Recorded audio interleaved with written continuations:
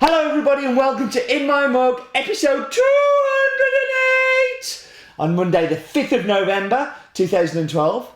I am your host Stephen Layton and today we have a really, and I know I say this a lot, but a really special Ethiopian. Something I think you are going to adore. But before we get into all of that, it's time for the news! Okay. Thank you very much for the lovely birthday emails, tweets, presents.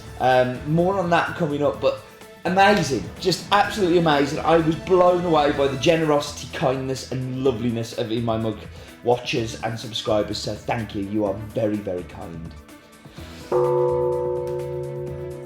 Marathon Man! Oh, that wasn't meant to happen. Why has I got caught in there?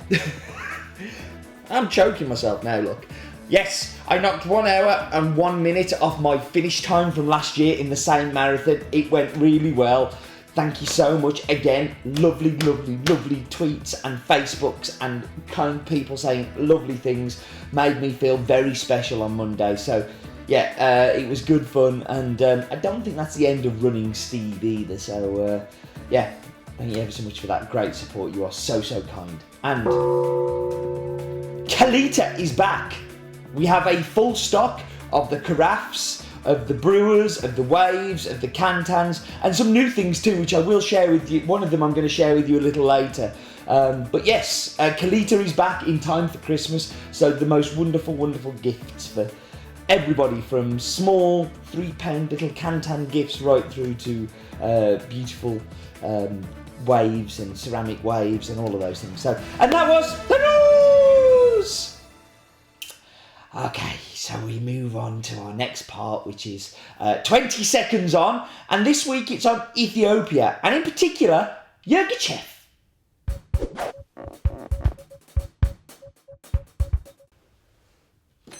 The growing regions of Ethiopia are split up into Harar, Sidamo, Limu, and are kept apart under their regional names. And of course there's Yirgacheffe, which is a town in central Ethiopia, which lends its name to the famous growing region. Located in the Geodo zone of the southern nations, the top grade Ethiopian washed coffees tend to come from either Yirgacheffe or Sidamo. That was 20 seconds on.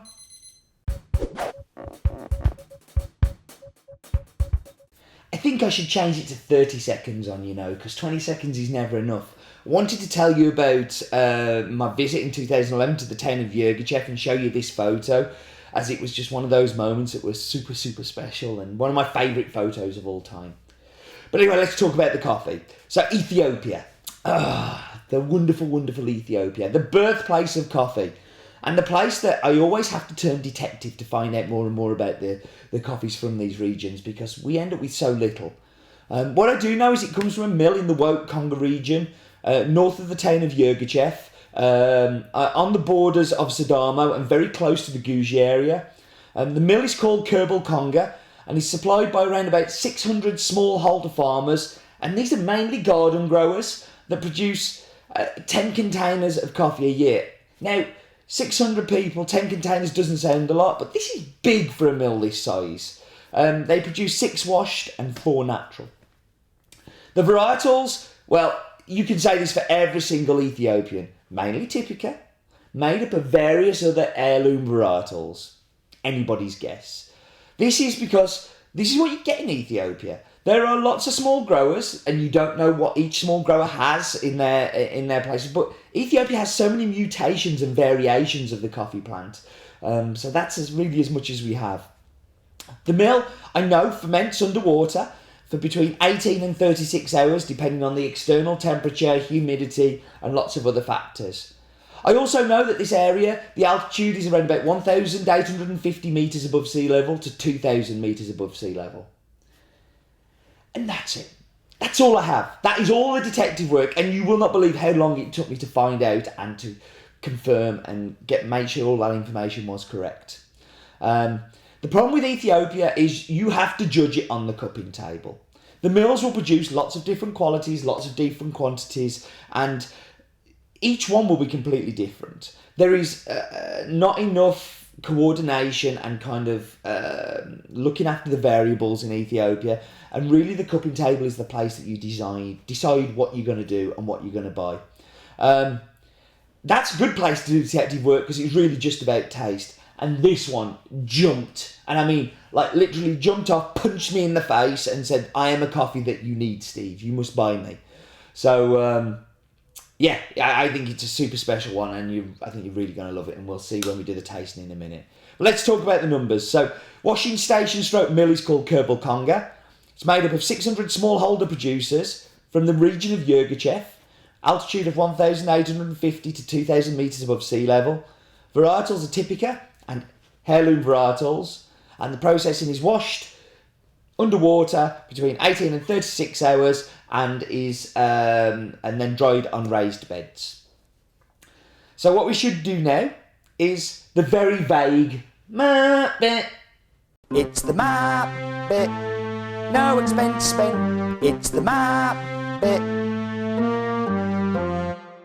Okay, let's do this. So we're going to slowly come up from has been and then let's speed it up to the rest of the UK. And we're going to go southeast to Africa, where we went a couple of weeks ago. Very close to where we went a couple of weeks ago. But this time we are going to go to the Yirgacheffe region. So you can see Harar and Chiri and Sidamo, but we're interested in kerbal konga, which is very close to Dilla, which is a town at the very top of Yirgacheffe. So really is on the edges of that border. And you can see there that how close it is to Kerbal Kircher and to the Sidamo region, the Gujis and alike. So that was the map bit.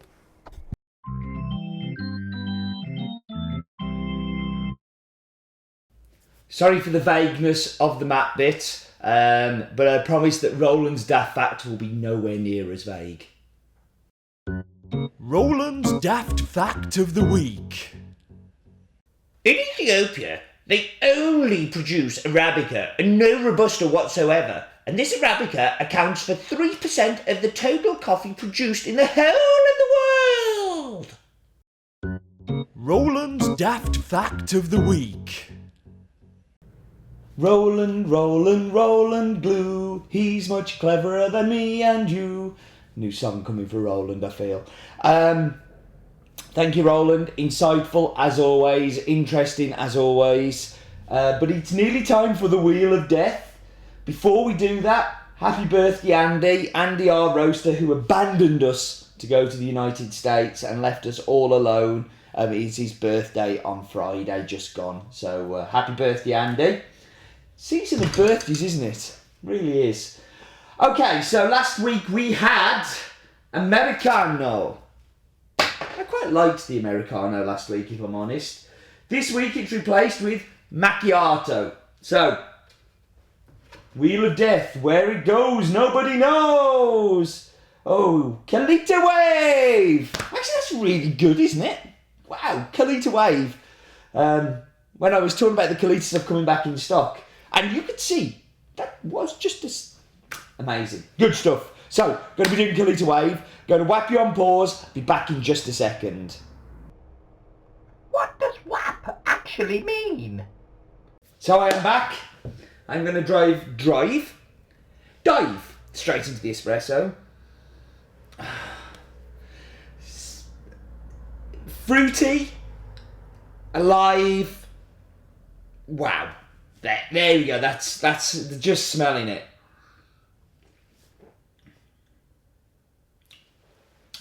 Now, when we cup this coffee, I was worried that this wouldn't work in espresso. And I've been ready to say, oh no, it doesn't work in espresso for me. And then get to the brewed one and go, oh, this is delicious. That's a great espresso. There is so much going on. There's like a black currant. There's a mango. There's a peach. There's an apricot. It's just full on fruit. It is so complex. So complex. We should snozzer in the bowl. Properly in the bowl. Again, Fruity, complex. You know this is an exciting coffee. On the cupping table, I knew it was going to be amazing before I tasted it because I smelt the bowl, smelt the dry ground, smelled the wet ground, smelled the break. Delicious. So, into milk.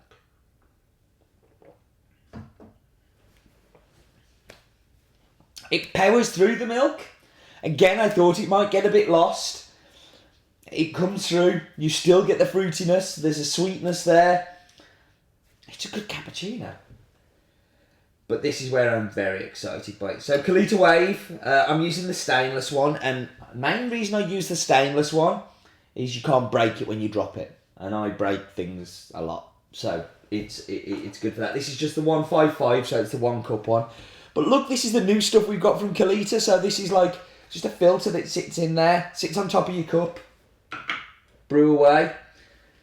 They're £5 with 40 filters. Bargain. Christmas stocking present. Perfect. Anybody who hasn't got a coffee brewer?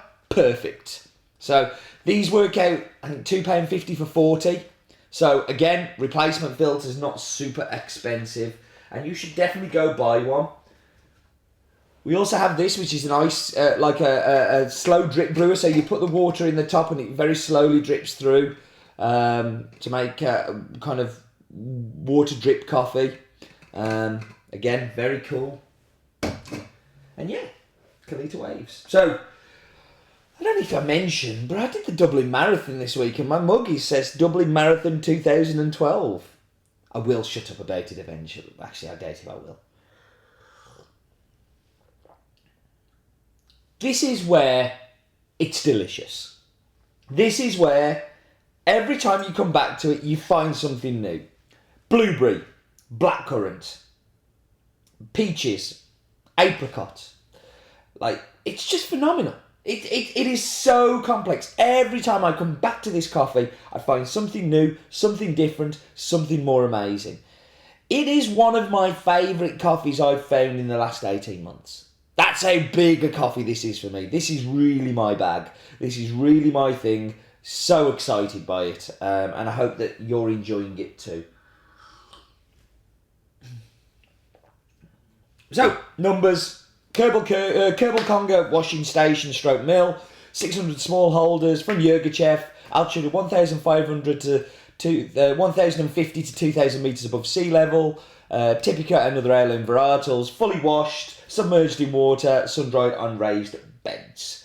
I think it's time for us to go to the staff clip.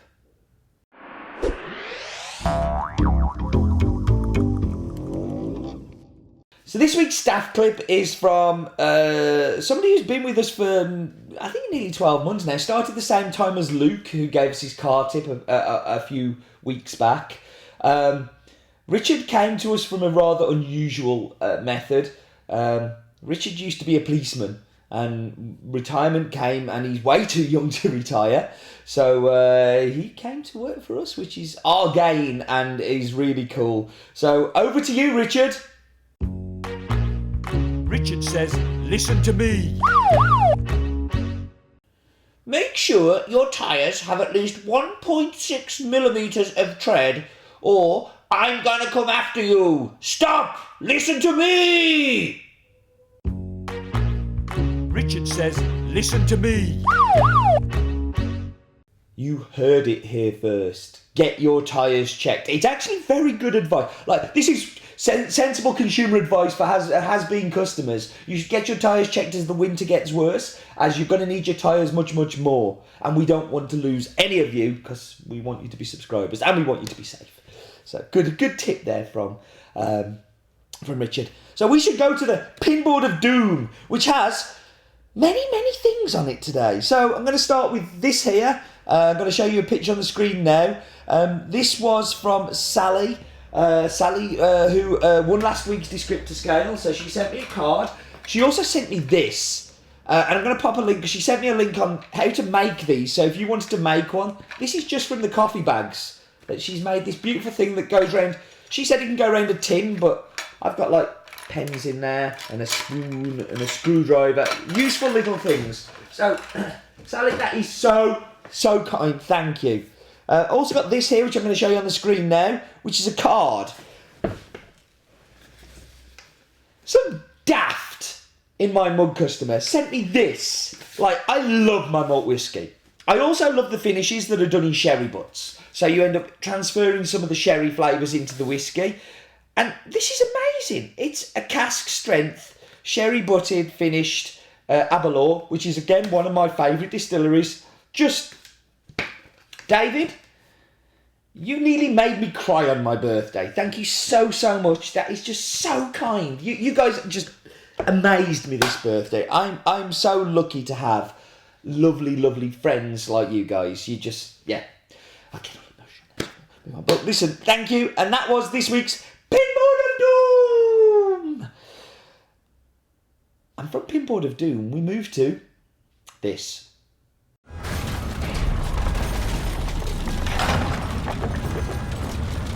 Descriptor scale. So descriptor scale this week was won by Phil. And Phil said, this coffee has huge milk chocolate sweetness with gentle fruitiness on the roof of the mouth, rather like cooked pears. In fact, if there was such a thing as an Aero bar flavoured with pears, the real fruit, not pear drops, this would be it. And Phil, I really like that. I can definitely go with that. More to the paper mountain.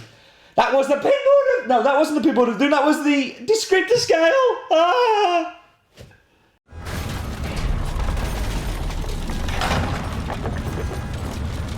Descriptor scale. So that's everything. We are done. We should get out of here. Next week, that's going to be going up early. It's going to be going up on the Saturday. I hope you don't mind, but I'm travelling all down the Sunday to New Zealand, so it will be going up a little earlier. Please do keep watching. And do remember, life is too short for bad coffee. Or bad marathons. Or bad anything. Have fun.